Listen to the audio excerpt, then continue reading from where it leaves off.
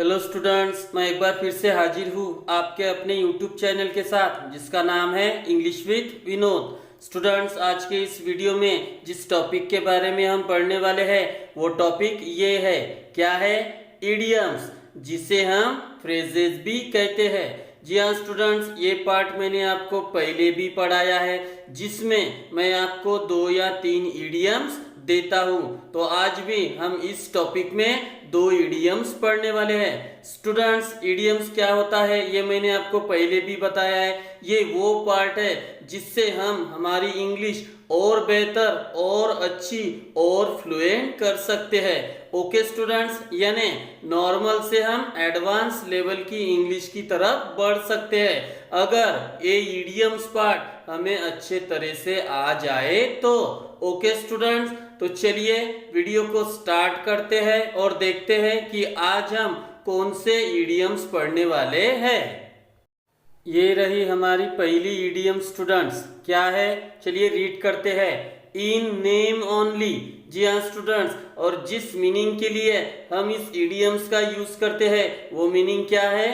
केवल नाम का ही, यानी केवल नाम का ही, केवल नाम के ही, इस तरह का शब्दों का प्रयोग जब हम करते हैं तो हमें कौन सी इडियम्स यूज करनी होती है? In name only. Students, idioms इनका मीनिंग डिक्शनरी में नहीं मिलता है स्टूडेंट्स, ये ऑलरेडी बने हुए होते हैं। यानी इडियम्स वो पार्ट है जिसका अर्थ हम कहीं पे भी नहीं ढूंढ सकते हैं, इसका ऑलरेडी बना हुआ होता है। तो हमें अगर ये मिल जाए तो हमारी इंग्लिश और अच्छी हो सकती है। ओके स्टूडेंट्स, तो हमारी पहली इडियम्स है इन नेम ओनली, जिसका मीनिंग क्या होता है? केवल नाम का ही या फिर केवल नाम के ही।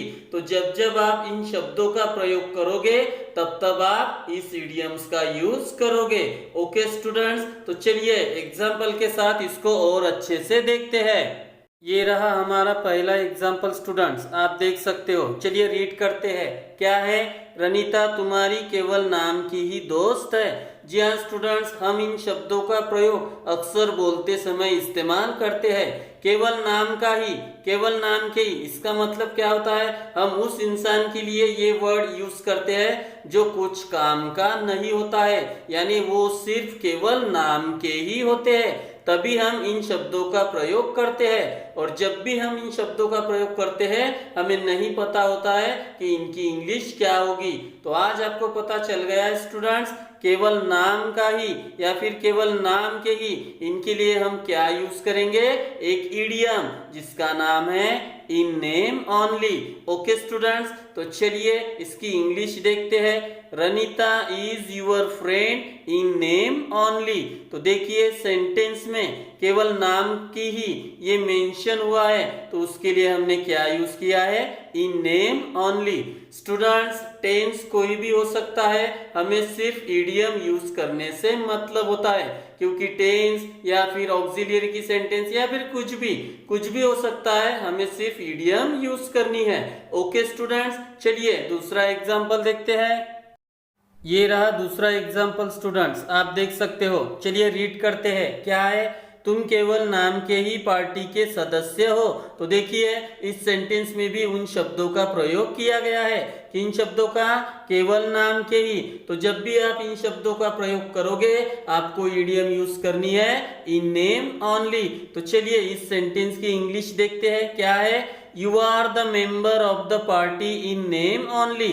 आप देख सकते हो। ओके स्टूडेंट्स, चलिए तीसरे एग्जाम्पल की तरफ मूव करते हैं।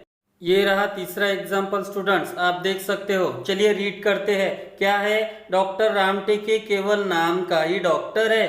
तो देखिए फिर से उन्हीं शब्दों का प्रयोग किया गया है, केवल नाम का ही। तो चलिए इस सेंटेंस की इंग्लिश देखते हैं। Doctor Ramteke is doctor in name only. Okay students, तो जब भी आप केवल नाम का ही, केवल नाम के ही या फिर केवल नाम की ही इन शब्दों का प्रयोग करोगे आपको इडियम यूज करनी है इन नेम ओनली। ओके, चलिए आखिरी एग्जाम्पल को भी देख लेते हैं। ये रहा आखिरी एग्जाम्पल स्टूडेंट्स, चलिए रीड करते हैं। क्या है? ये केवल नाम का ही कॉलेज है। तो देखिए फिर से सेंटेंस में उन्हीं शब्दों का प्रयोग किया गया है। कौन से?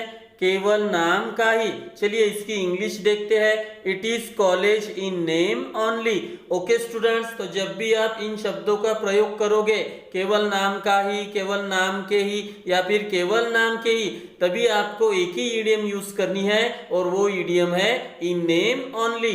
मैं आशा करता हूं आपको ये ईडियम समझ में आ गई होगी। चलिए दूसरे ईडियम की तरफ मूव करते हैं। ये रही हमारी दूसरी ईडियम स्टूडेंट्स, आप देख सकते हो। क्या है दूसरी idiom? Make the most of. आप देख सकते हो, और जिस मीनिंग के लिए हम ये ईडियम यूज करते हैं वो मीनिंग है फायदा उठाना। जी हाँ स्टूडेंट्स, फायदा उठाना। ये किस तरह के सेंटेंस होते हैं स्टूडेंट्स? हम अक्सर बोलते हैं मेरी मजबूरी का फायदा मत उठाओ, उसकी अच्छाई का फायदा मत उठाओ, उसके भोलेपन का फायदा मत उठाओ, है कि नहीं स्टूडेंट्स? तो ये अक्सर बोलचाल में इस्तेमाल होने वाले सेंटेंसेस होते हैं। तो हमें इसकी इंग्लिश नहीं पता होती है, तो अभी आपको पता चल जाएगा कि फायदा उठाना, इसके लिए कौन सी ईडियम यूज होती है? Make the most of. चलिए एग्जाम्पल के साथ इसको और अच्छे से देखते हैं। ये रहा पहला एग्जाम्पल स्टूडेंट्स, आप देख सकते हो। चलिए रीड करते हैं। क्या है? मेरी मजबूरी का फायदा मत उठाओ, जो कि ये निगेटिव सेंटेंस है स्टूडेंट्स, इसलिए यहाँ पे कौन सा वर्ड आया है? मत। लेकिन हमारा ईडियम क्या है? फायदा उठाना, जिसके लिए हमें कौन सी ईडियम यूज करनी है? Make the most of. तो सेंटेंस क्या है? मेरी मजबूरी का फायदा मत उठाओ। इसकी इंग्लिश हो गई don't make the most of my helplessness. क्योंकि ये निगेटिव है इसलिए डोंट यूज किया है, क्योंकि इस तरह के सेंटेंस हम अक्सर डोंट से ही शुरू करते हैं। और हमारी ईडियम क्या है? फायदा उठाना। तो क्या है? Make the most of. किसका? मेरी मजबूरी का। तो मेरी मजबूरी के लिए क्या है? माई हेल्पलेसनेस। तो मेरी मजबूरी का फायदा मत उठाओ, इसकी इंग्लिश है don't make the most of my helplessness. तो जब भी फायदा उठाना यानी इस तरह का मीनिंग आप सेंटेंस में यूज करोगे, आपको ईडियम यूज करनी है make the most of. Okay, चलिए दूसरे एग्जाम्पल की तरफ मूव करते हैं। ये रहा दूसरा एग्जाम्पल स्टूडेंट्स, आप देख सकते हो। चलिए रीड करते हैं। क्या है? अपनी मम्मी की अच्छाई का फायदा मत उठाओ। तो ये बिल्कुल पहले सेंटेंस की तरह ही है, यानी ये निगेटिव सेंटेंस है स्टूडेंट्स। मैं एक बात बता दूं, सेंटेंस अफर्मेटिव निगेटिव कुछ भी हो सकता है, लेकिन हमें क्या याद रखना है कि हमें वही मीनिंग उस सेंटेंस में चाहिए, यानी कौन सा?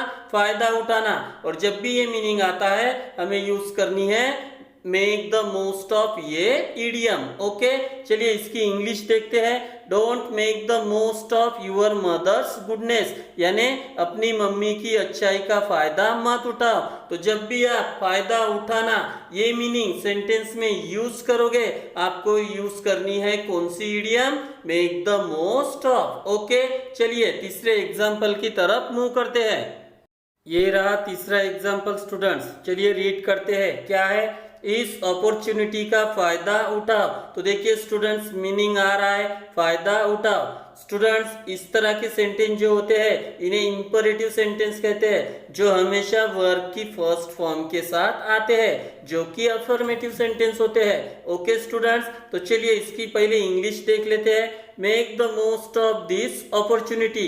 देखिए स्टूडेंट्स, हमने स्टार्टिंग में ही इसको लगा दिया है मेक द मोस्ट ऑफ, क्योंकि ये फ्रेजल वर्ब होती है स्टूडेंट्स। फ्रेजल वर्ब क्या होता है? पहले वर्ब आता है, फिर उसके बाद 2-3 वर्ड्स उनके साथ कैरी करते हैं, उनको ही हम फ्रेजल वर्ब कहते हैं। इसलिए स्टार्टिंग में ही लगा दिया गया है make the most of this opportunity. तो जब भी आप इन मीनिंग को सेंटेंस में बोलोगे, किन मीनिंग को?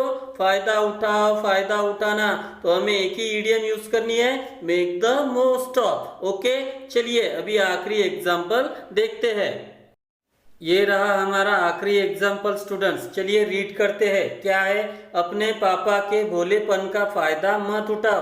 तो देखिए स्टूडेंट्स, ये सेंटेंस पहले 2 सेंटेंस की तरह ही है। चलिए इसकी इंग्लिश देखते हैं।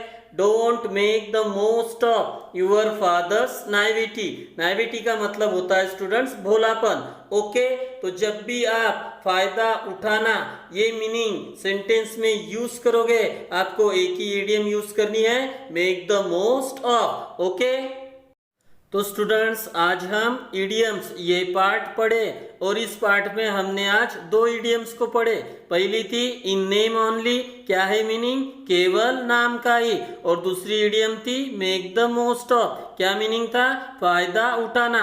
तो मैं आशा करता हूँ कि आपको ये दोनों इडियम्स अच्छे से समझ में आ गई होंगी। ओके स्टूडेंट्स, तो प्लीज अगर वीडियो पसंद आई हो तो लाइक कमेंट शेयर और सब्सक्राइब जरूर कीजिए और बेल आइकन को भी प्रेस कीजिए। Thank you very much.